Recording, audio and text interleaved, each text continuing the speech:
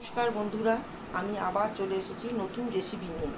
আজকে রান্নার রেসিপি বাটা মাছের সর্ষে পোস্ত। বন্ধুরা, প্রথমে বাটা মাছগুলি ভালো করে ধুয়ে নিতে হবে। তারপর হলুদ গুঁড়ো আর লবণ দিয়ে সর্ষের তেল দিয়ে ভেজে নিতে হবে। সর্ষে বাটা 2 চামচ, পোস্ত 2 চামচ, হলুদ লঙ্কা গুঁড়ো 1 চামচ, স্বাদ মতো লবণ, রসুন বাটা 1/2 চামচ, সব মশলাগুলো রেখে দিয়ে বাটিতে রেখেছি। এই যে দেখুন, বাটিতে রেখেছি। বন্ধুরা, প্রথমে কড়াতে সর্ষের তেল দিয়েছি, দিয়ে 2টো লঙ্কা সর্ষের তেলের ওপর দিলাম।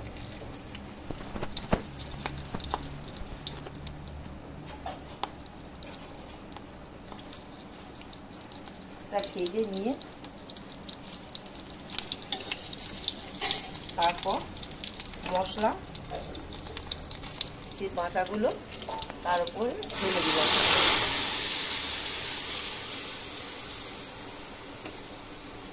একটু ফুটে গেলে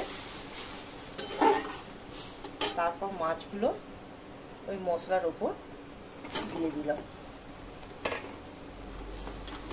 একটু ফুটে গেলে তারপরে নামিয়ে দেবো।